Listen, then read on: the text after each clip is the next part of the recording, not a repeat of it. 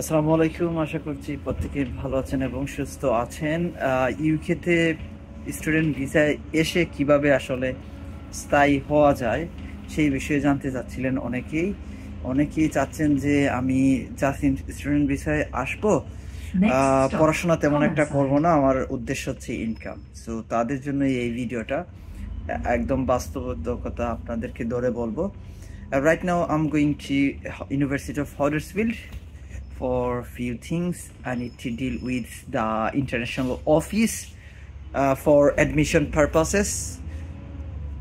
Okay, so যারা ইউকেতে আসতে চাচ্ছেন স্টুডেন্ট ভিসা এবং আইসা ইনকাম করতে চাচ্ছেন তাদের জন্য বলবো দুইটা ওয়ে আছে ইনকাম করার, পাশাপাশি হচ্ছে আপনার স্টুডেন্টশিপটাকে ধরে রাখার। একটা হচ্ছে আপনি জাস্ট হচ্ছে ইউকেতে এসে ইউনিভার্সিটির ক্লাসগুলো করবেন, একদিন বা 2 দিন যে ফিজিক্যাল ক্লাসগুলো হয় সেগুলো করবেন, অ্যান্ড দেন হচ্ছে আপনি অ্যাসাইনমেন্টটা জমা দিবেন। জাস্ট 2-3 দিন ক্লাস করে অ্যাসাইনমেন্টটা জমা দিয়ে আপনার শুধু একাডেমিক বা ভিসার যে রিস্ট্রিকশনটা আছে সেটা ধরে রাখবেন, আর বাকিটা হচ্ছে আপনার কাজ বা ইনকাম করা। সো এখন দেখেন আপনাকে 20 আওয়ার্সের একটা পারমিট দিবে। সো সেই পারমিটের মধ্যে আপনাকে কাজ করতে হবে। সো সেই 20 আওয়ার্সের কাজ আপনি নর্মালি হচ্ছে ব্যাংকের থ্রুতে করবেন, এনআই ন্যাশনাল ইন্স্যুরেন্স নাম্বার দিয়ে আপনি হচ্ছে সেটাকে দেখাবেন, HMRC বা হোম অফিস জানবে আপনি 20 আওয়ার্স কাজ করতেছেন।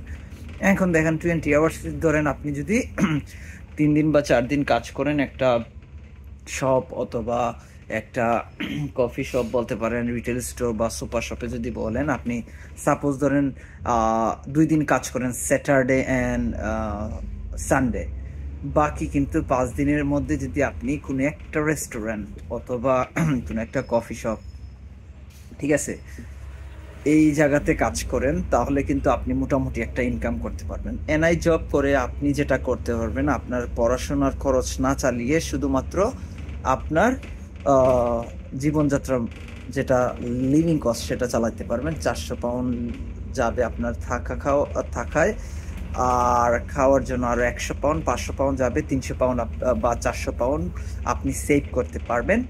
অ্যান্ড দেন হচ্ছে আপনি ক্যাশ ইন হ্যান্ড জব যদি করেন তাহলে এটা আপনার এক্সট্রা ইনকাম। ওখানে আপনি মোটামুটি যদি 5 দিন জব করেন 40 পাউন্ড করে, যদি 200 করলে আপনি আরও 800 পাবেন।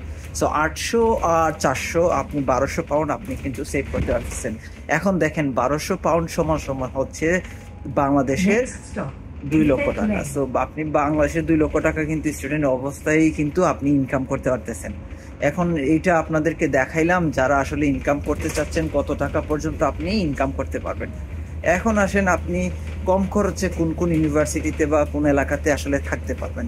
একটা হচ্ছে লিডসে থাকতে পারবেন, আর একটা হচ্ছে ম্যানচেস্টারে, আর একটা হচ্ছে ব্রাডফোর্ড, আর ঠিক আছে এই কয়েকটা এরিয়াতে বা শেফিল্ডে আপনি থাকতে পারেন। আর একটা হচ্ছে বার্মিংহামে যদি থাকেন বার্মিংহাম, লন্ডন সিটিতে থাকলে ম্যাচ সিস্টেমে থাকতে হবে, যেখানে আপনি 400 পাউন্ড দিয়ে থাকতে পারবেন, খাওয়ার জন্য আরও 100 পাউন্ড যাবে, 500 পাউন্ড, সেম লাইক দ্যাট। তখন হচ্ছে আপনি লন্ডনে হচ্ছে আলাদা একটা স্কোপ পাবেন, কেননা হিউজ রেস্টুরেন্ট আছে, হিউজ চিকেন চিপস শপ আছে, সেখানেতেও আপনি কিন্তু কাজ করতে পারেন। যদি আপনি কফি বানাতে পারেন বা বাংলাদেশে কোনো কোর্স করে আসতে পারেন, ব্যারিস্টা কোর্স, তাহলে কিন্তু আপনার জন্য কাজে দিবে। এইটা দিয়ে আপনি কিন্তু একটা আলাদা ইনকাম করতে পারবেন ক্যাশ ইন হ্যান্ডের জন্য। এইটা একটা। আর জাস্ট হচ্ছে ইউনিভার্সিটিতে অ্যাটেন্ডেন্স প্লাস হচ্ছে আপনি কোর্স যে রিকোয়ারমেন্ট অ্যাসেসমেন্ট, যেটা হচ্ছে আপনার প্রেজেন্টেশন এবং অ্যাসাইনমেন্ট, এই দুইটা জমা দিয়ে শুধুমাত্র কোর্সটা পাস করে ফেলবেন, দ্যাটস ইট। ওকে, এইটা সহজ পদ্ধতি এবং আমি মনে করি এইখানে আপনি কিন্তু ভালো কিছু করতে পারবেন। আরেকটা আছে যে আমি পড়াশোনা শেষ করে কিভাবে কাজগুলো ইউটিলাইজ করব বা সময়গুলো ইউটিলাইজ করব।